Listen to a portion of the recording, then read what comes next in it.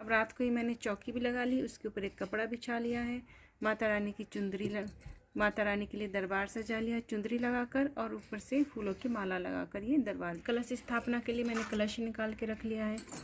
यहाँ पे रख ली है चावल, यहाँ पे नारियल, यहाँ पे मट्टी को मैंने छान कर इसमें डालकर रख लिया है। ये माता रानी का मैंने श्रृंगार सारा प्लेट में डालकर रख लिया, जो माता रानी को श्रृंगार का सामान अर्पित करेंगे। और ये फूल माला और ये पान के पत्ते भी ले लिए, माता रानी का श्रृंगार का सामान। और ये पान के पत्ते हैं, ये 5 पान के पत्ते मैंने पानी में डुबा दिए थे। और ये जो हम रात को ही भिगो देते पानी में। ये लिए कुमकुम, सिंदूर, हल्दी, पीला चंदन, इन सबको मैंने डाल के रख दिया था रात में ही, और अभी मैंने इनमें पानी मिला लिया है। अब ये ले लिया हमने कलावा, जो हम नारियल पे भी लपेटेंगे और कलश पर भी लपेटेंगे। धूप बत्ती ले लिया, जोत मैंने रात को ही तैयार कर दी थी। घी डाल दिया, उसमें एक लौंग डाल दी और एक इलायची डाल दी, बाती बनाकर बाती लगा दी। यहाँ पे मेरे गणपति जी है, जिनको हम विराजमान करेंगे। सर्वप्रथम गणपति जी की ही पूजा होगी। चौकी पर एक हल्दी की गांठ, एक सुपारी, एक इलायची और एक लौंग, ये 4 चीज़ें ये डालेंगे हम। और एक मैंने 4 चीज़ें और 5वीं चीज़ होगी ये। आप कोई भी 1 रुपये का सिक्का भी रख सकते हैं, मेरा चांदी का सिक्का है तो मैं यही रखती हूँ। आप कोई भी 1 रुपये का भी सिक्का रख सकते हैं। तो ये 5 चीज़ें हम कलश में डालेंगे। और यहाँ पर मैंने कपूर निकाल के रख लिए है, डब्बी में कपूर निकाल के रख लिया था रात में। और यहाँ पर ये वाला ये पूजा की सामग्री ये भी तैयार करके रख दी थी, पूजा का सामान भी रख दिया था। इसमें मैंने ले लिया लौंग, जायफल, कमलगट्टे, इलायची, सौंफ, मिश्री, सुपारी, ये सब भी मैंने इसमें डालकर रात में ही रख दिया था। और यहाँ पर हमने ले लिया है गंगा जल। ये सारी तैयारियां हम रात को ही करके रख सकते हैं, जिससे हम सुबह अपनी आसानी से और कम समय में पूजा कर सकें। सुबह हो गई है और मैं नहा ली हूँ, और नहाकर मैं आ गई हूँ पूजा करने के लिए।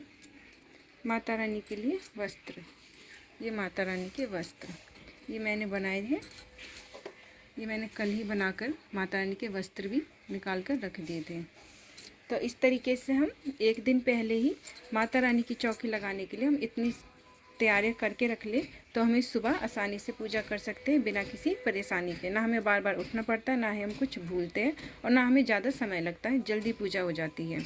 तो इतनी तैयारी मैंने कर ली थी रात को, और अब सुबह में नहाकर आ गई हूँ पूजा करने के लिए। तो हम अपनी माता रानी की हम सबसे पहले करेंगे गणपति जी का स्नान। मैं बहुत ही सिंपल तरीके से पूजा बता रही हूँ, जैसे मैं करती हूँ आप भी उसी तरीके से सिंपल तरीके से पूजा कर सकते हैं, बहुत ही आसानी से। डाल के स्नान कराती हूँ। तभी नमः, ओम गम गणपते नमः, ओम गम गणपते नमः। हे गणपति देवी पोछ लेंगे अच्छे से पोछ कर माता रानी के यहाँ पर लगा अपने गणपति जी को चौकी पर विराजमान कर लेंगे। लगाएंगे हम फल को, गणपति जी को लगाएंगे हम कुमकुम, उनको थोड़े से अक्षत चढ़ाएंगे।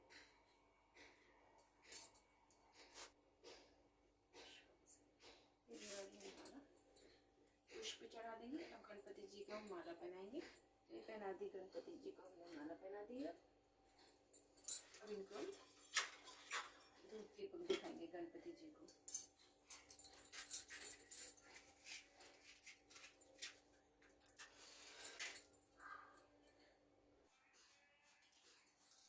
गणपति जी को धूप दीपक दिखा देंगे। इसकी स्थापना के लिए मैं एक प्लेट रखूंगी। यहाँ पर हम कलश को चावल का आसन देंगे। तो यहाँ पर हमने चावल, थोड़ी सी चावल डाल लें, इनको फैला लें। आप चाहे तो इन चावलों को आप रंग भी सकते हैं, खाली फूड कलर से जैसे रंग के, फिर हम उनको सुखाकर और फिर यूज कर सकते हैं। पर मैं ऐसे ही करती हूँ, और उसमें मैं हल्दी मिलाकर इनको पीला कर लेंगे। थोड़ा सा हल्दी पाउडर डालकर हम इनको पीला कर लेंगे। हम अपने कलश को यहाँ पे विराजमान, हम अपना कलश रखेंगे और उसको अच्छे से सेट कर ले, ताकि ये कलश हिले ना। फिर अच्छे से सेट कर ले इस कलश को। अब कलश पर हम हल्दी से सातिया बना लेंगे।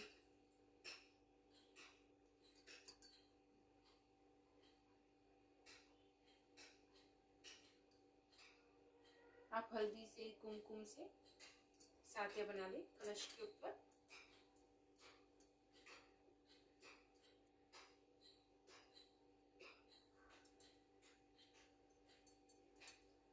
इसके ऊपर भी डॉट लगा देंगे, थोड़ा सा कलश को हम डेकोरेट कर लेंगे। डॉट डॉट लगा के हल्दी से लगा ले, कुमकुम से लगा ले, पीले चंदन से, जैसे आपका मन करे वैसे आप इनको सजा सकते हैं।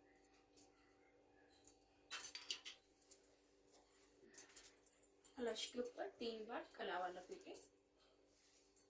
अब इसको कलावे में गांठ नहीं लगाए, उसको ऐसे ही लपेट दे। कलावे में गांठ नहीं लगाए, उसको ऐसे ही। अब कलश में हम पानी डाल दें। एक हल्दी की गांठ, एक इलायची, एक लौंग, एक सुपारी और एक सिक्का। आप 1 रुपए का सिक्का भी यूज कर सकते हैं। मेरा चांदी का सिक्का रखा है मैंने। सभी देवी देवताओं का आवाहन करेंगे हाथ जोड़ करके। ये सभी देवी देवताओं आप इस कलश में विराजमान हुई और हमारे नवरात्रि के व्रत में आप भी सम्मिलित हुई है।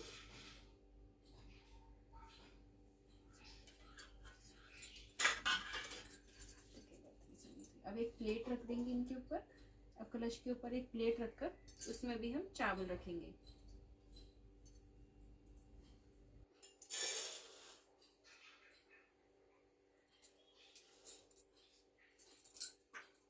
अब इन पर भी हमने हल्दी कुमकुम लगाकर इनको सजा लिया। अब हम इसमें इन 5 पल्लव जो इनकी टहनी होती है आम के पत्तों की, उसमें ऊपर की साइड से उसको पूरा डंठल समेत तोड़ ले और उसमें 4-5 पत्ते होंगे, 5 पत्ते का रख ले उसको और फिर उसमें लगा के रख दे तो वो सूखेगा नहीं पत्ते।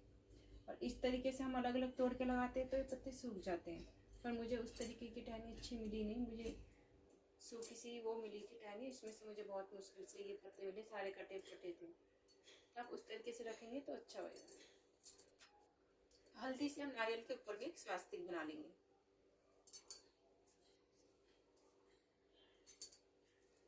आप कुमकुम से भी बना सकते हैं, हल्दी से बना सकते हैं, चाहे दोनों से बना सकते हैं। अब इसके ऊपर मैं लगा दूंगी कुमकुम के टीके। अब हम इन पर लपेटेंगे चुनरी। अब इनके ऊपर हम लपेट देंगे 3 बार कलावा और उसमें गांठ नहीं लगाएंगे।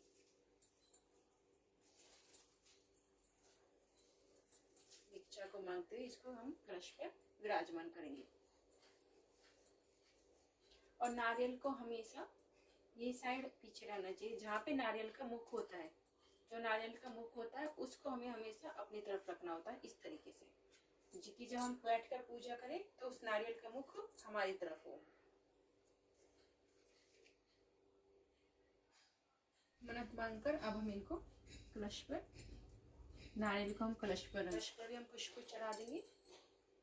सभी देवी देवता पुष्पम समर्पित। सभी देवी देवता हमने पहले विराजमान कर लिया अपनी चौकी पर। अब इसमें हम डॉट लगा लेंगे और इसमें हम कलावा लपेटेंगे। कलावा लपेट दें तब हम इनको डाल देंगे। अब इन्हें हम ज्यादा नहीं दबाना, हम बस इसको ऊपर ऊपर ऐसे ही फैला देंगे। और जो इसमें पानी में तैरती हुई ऊपर आती है ना, तो वो कभी नहीं उबजती, तो उनको आप पहले हटा दें। जो नीचे रहती है वही इसमें इस्तेमाल करें। तो इनके ऊपर आप ना इनको मट्टी ऊपर से डाल के इनको दबाना नहीं है, बस हल्का हल्का से ऊपर से ऐसे मट्टी में इसको मिक्स कर देना है। इसमें बिल्कुल थोड़ा सा पानी छिड़क देंगे, ऐसे बस थोड़ा सा पानी ऐसे छिड़क दें बस। हम जौ पर भी पुष्प अर्पण कर देंगे। अगर आपके पास माता रानी की तस्वीर है तो आप उसे पूछकर साफ कर यहाँ पे जो अपनी चौकी पर विराजमान करें माता रानी को और उनको चुनरी उड़ा ले। या आप श्रृंगार भी कर सकते हैं, तो तस्वीर पर भी आप श्रृंगार करते हैं सब, तो आप तस्वीर पर भी श्रृंगार कर सकते हैं या सिंपली भी रख सकते हैं, जैसे आपकी इच्छा आप वैसे कर सकते हैं। मेरे पास माता रानी की मूर्ति है तो मैं माता रानी के विग्रह को तैयार कर अपनी चौकी पर विराजमान करूंगी। अब हम अपनी माता रानी का स्नान कर लेंगे और स्नान करने के बाद हम माता रानी को तैयार करेंगे। इस तरीके से बनाती हूँ कि पूरा ही माता रानी का पूरा लहंगा बन जाए और वो पूरा ही अच्छे से कवर हो जाए। तब यहाँ पे आ गए। अब यहाँ पे हम इसमें लगा देंगे एक सेफ्टी पिन, तो माता रानी का पूरा लहंगा बन जाएगा। माता रानी को हम बिठा देंगे चौकी पर, लगा देंगे माला, रखेंगे। अब इसके ऊपर हम आसन देंगे चावल का, तो हम इसमें डालेंगे चावल। प्लेट में थोड़े चावल डाल लें, थोड़ी सी इसमें हल्दी डालेंगे। अगर आप बीच वाले अखंड जोत जलाते हैं तो उसमें कुछ दिक्कत नहीं, लेकिन आप साइड की जोत जलाते हैं तो उसका मुख या तो उत्तर की तरफ रखें या फिर पूर्व की तरफ रखें। हम इसको विराजमान कर देंगे चावलों के आसन पर इस तरीके से। हल्दी और कुमकुम से आप दीपक को भी सजा लें।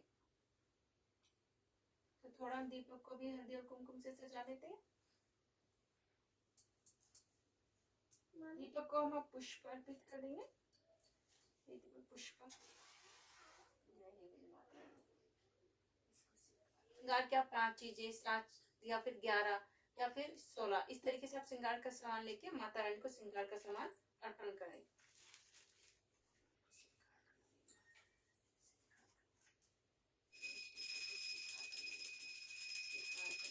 अखंड जोत जला दिए, माता रानी को श्रृंगार अर्पण कर अब हम अंगारे कर लेंगे।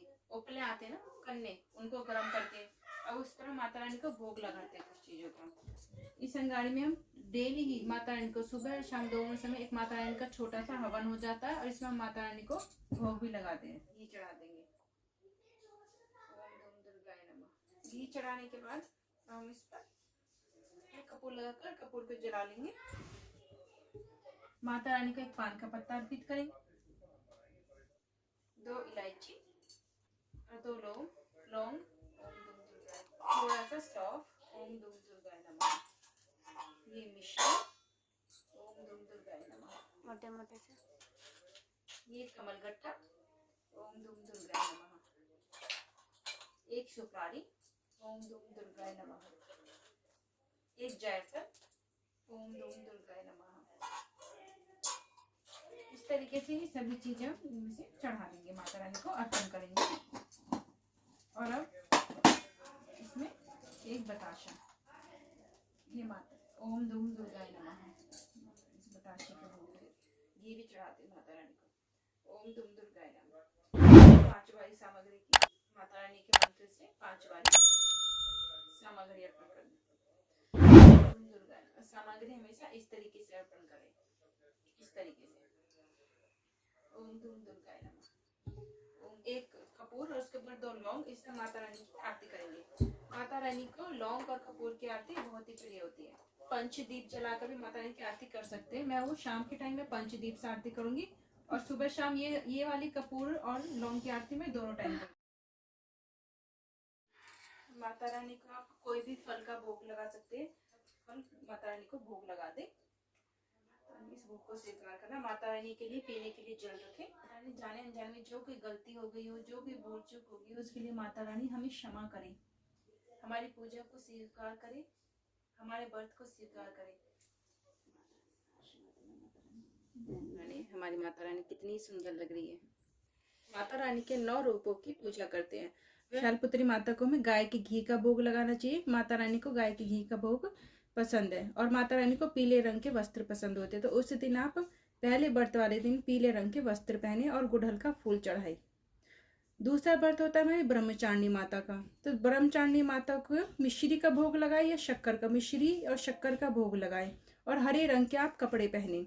और आप तीसरा व्रत होता है हमारी चंद्रघंटा माता का। तो चंद्रघंटा माता को हम दूध और खीर, दूध का भोग लगा सकते हैं, खीर का भोग लगा सकते हैं, दूध से बनी चीज का हम इसमें भोग लगा सकते हैं। और इसमें हम भूरे रंग के या फिर ग्रे रंग के वस्त्र पहनते हैं। और हमें इस माता रानी को हम कमल का फूल अर्पित कर सकते हैं। माता रानी को कमल का फूल पसंद होता है।